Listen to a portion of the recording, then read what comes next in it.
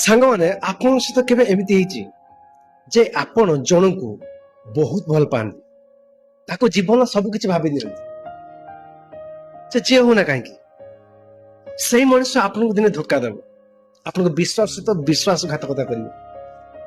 ସେତେବେଳେ ଆପଣଙ୍କ ମନ ଭିତରେ କଣ ହବ? କାରଣ ଏହା ଯାହା ସହିତ ହେଇଥିବ ସେଇମାନେ କେବଳ ବୁଝିପାରିବେ। ମୋ କହିବାର ଅର୍ଥ ହଉଛି ଆମମାନେ ଜଣକୁ ଏତେ ବିଶ୍ୱାସ କରିଦିଅନ୍ତି, ତା ମନ ଭିତରେ ଏତେ ଭଲ ପାଇବା ଆମେ ଭରି ଦିଅନ୍ତି, ଆଉ ତା ଭଲ ପାଇବାକୁ ଆମ ଭିତରେ ଏତେ ମାତ୍ରାରେ ଭରି ଦିଅନ୍ତି, ସେତେବେଳେ ଆମେ ଅନ୍ଧ ହୋଇଯାଆନ୍ତି। ସେତେବେଳେ ଆମେ ଜାଣିପାରନ୍ତିନି ଯେ କୋଉଟା ଠିକ କୋଉଟା ଭୁଲ।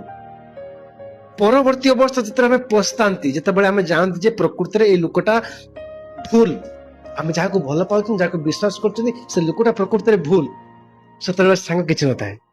ସେତେବେଳେ ନିଜକୁ ଏତେ କଷ୍ଟ ହୋଇଥାଏ, ସେ ପ୍ରକାର ସମୟ, ସେ ଯୋଉ ଯନ୍ତ୍ରଣା ଦେଇଥାଏ, ସେଟା କେବଳ ସେଇ ମଣିଷକୁ ଜଣାଥାଏ ଯେ ମଣିଷ ଏଇଭଳିଆ ପରିସ୍ଥିତିକୁ ସାମ୍ନା କରୁଛି। ମୋ କହିବାର ମାନେ ହଉଛି ଆମମାନେ କଣ ଅତି ସହଜରେ ଜଣକୁ ବିଶ୍ୱାସ କରିପାରୁଛନ୍ତି? ଆମେ ମାନୁଛନ୍ତି ଯେ ଜଣକୁ ବିଶ୍ୱାସ କରୁଛନ୍ତି, ଜଣକୁ ଭଲ ପାଉଛନ୍ତି, କିଛି ଦିନର ଭଲ ପାଇବା ଭିତରେ ଆମେ ଜାଣିପାରୁଛନ୍ତି ଯେ ସବୁ କିଛି ଭଲ, ସବୁ କିଛି ଠିକ, ଏ ଲୋକଟା ବହୁତ ଭଲ। ଆମେ କଣ ଜାଣିଛୁ ତା ମନ ଭିତରେ କଣ ଅଛି? ସେଟା ଆମେ ଜାଣିପାରିବାନି, କିନ୍ତୁ ଜାଣିବା ପାଇଁ ପଡିବ। ଆପଣଙ୍କୁ ସେଭଳିଆ ମାଇଣ୍ଡ ମ୍ୟାଚୁରିଟି ହେଇକି ପଢିବା ପାଇଁ ପଡିବ, ନିଜ ମାଇଣ୍ଡ ସେଭଳିଆ ଆକ୍ଟିଭ କରି ରଖିବା ପାଇଁ ପଡିବ ଯେ କି ପ୍ରକୃତରେ ମଣିଷଟା କେତେ ଦୂର ଠିକ, କେତେ ଦୂର ଭୁଲ। ଯଦି ଏ ଜିନିଷକୁ ଆମେ ନ ଜାଣିପାରିବା ତାହେଲେ ଲାଇଫରେ ଆମେ ସବୁବେଳେ ପସ୍ତାଇବା, ସବୁବେଳେ କଷ୍ଟ ପାଇବା, ଆଉ ସେଇ ଲୋକ ଆମକୁ ସବୁବେଳେ ହିଁ ଯନ୍ତ୍ରଣା ଦେବ।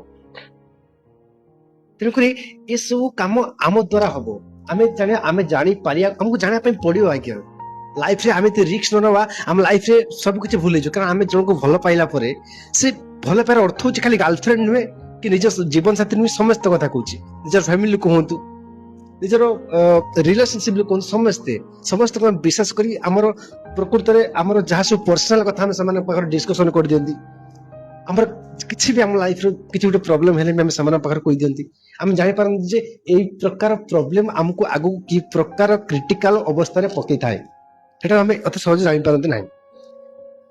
ମୋର ଅର୍ଥ ହଉଛି ଯେ ଆମେ ସମସ୍ତଙ୍କୁ ବୁଝିବା, ଡିପଲି ଚିହ୍ନିବା, ଡିପଲି ତା ଭିତରେ କୋଉ ପ୍ରକାର ଉଦ୍ଦେଶ୍ୟ ଅଛି ତାକୁ ଆମେ ଜାଣିବା ପାଇଁ ଚେଷ୍ଟା କରିବା, ଜାଣିବା ପାଇଁ ପଡିବ। ଆଜ୍ଞା, ନ ଜାଣିଲେ ଆମେ କୋଉଥିପାଇଁ ପରବର୍ତ୍ତୀ ଅବସ୍ଥାରେ ଆମେ ଅସୁବିଧାରେ ପଡୁଛନ୍ତି? ଆମେ ଏଇଥିପାଇଁ ହିଁ ଅସୁବିଧାରେ ପଡୁଛନ୍ତି। ଯେପର୍ଯ୍ୟନ୍ତ ଆମେ ମଣିଷ ଚିହ୍ନିବା ଆମେ ନ ଚିହ୍ନି ପାରିବା, ଯେପର୍ଯ୍ୟନ୍ତ ମଣିଷ ଚିହ୍ନିବାରେ ଆମକୁ ପ୍ରୋବ୍ଲେମ ହଉଛି, ସେ ପର୍ଯ୍ୟନ୍ତ ଆମେ ପ୍ରତ୍ୟେକଟି ଅସୁବିଧାରେ ହିଁ ପଡିବା। ଆମେ ସମସ୍ତଙ୍କୁ ଚିହ୍ନିବା, ଜାଣିବା, ଏତେ ଜଲ୍ଦି ଆମେ ଯେଉଁ ଲୋକମାନଙ୍କ ସହିତ ମିଶୁଛନ୍ତି, ଯାହାକୁ ଆମେ ନିଜର ବୋଲି ଭାବୁଛନ୍ତି, ଏତେ ଜଲ୍ଦି ସେମାନଙ୍କ ସହିତ ଅତି ପ୍ରକୃତରେ ସବୁ କଥା ଆମେ ସେୟାର କରିବା ଉଚିତ ନୁହେଁ।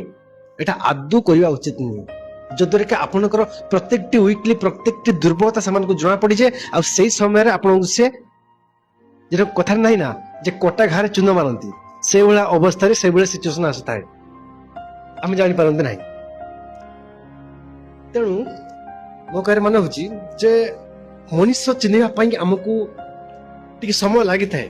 ଠିକ ଅଛି, ମଣିଷ ଚିହ୍ନିବା ପାଇଁ ସମୟ ଲାଗିଥାଏ, ଅତି ସହଜରେ କାହାକୁ ଆମେ ଚିହ୍ନି ପାରନ୍ତିନି, ଅତି ଜଲ୍ଦି ଆମେ କାହାକୁ ଜାଣିପାରନ୍ତିନି। କିନ୍ତୁ ପ୍ରକୃତ କଥା ହଉଛି ଆମେ ପ୍ରକୃତରେ ପ୍ରଥମରୁ ଷ୍ଟାର୍ଟିଂରୁ ଆମର ୱିକନେସ୍ ପଏଣ୍ଟଟା ଆମେ ତାକୁ ଜଣେଇ ଦିଅନ୍ତି।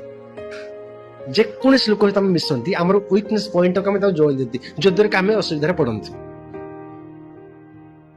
ଠିକ ଅଛି, ମୁଁ ବେଶୀ କିଛି କହିବା ପାଇଁ ଚାହୁଁନାହିଁ, କିନ୍ତୁ ବେଶୀ କିଛି କହିବା ପାଇଁ ଇଚ୍ଛା ହଉଛି, କିନ୍ତୁ ଭିଡିଓଟି ବହୁତ ଲମ୍ବା ହେଇଯିବ। ନେକ୍ସଟ ଭିଡିଓରେ ମୁଁ ଆଉ କିଛି କହିବା ପାଇଁ ଆପଣଙ୍କୁ ସେଭଳିଆ କଥା କହିବି। ବାସ୍ ଏଥିରେ ମୁଁ ଭିଡିଓଟି ଶେଷ କରିଛି। ଭିଡିଓରେ କଣ ଆପଣମାନଙ୍କୁ ଭଲ ଲାଗିଲା ନିହାତି କମେଣ୍ଟ ମାଧ୍ୟମରେ ଜଣାଇବେ। ଜୟ ଜଗନ୍ନାଥ।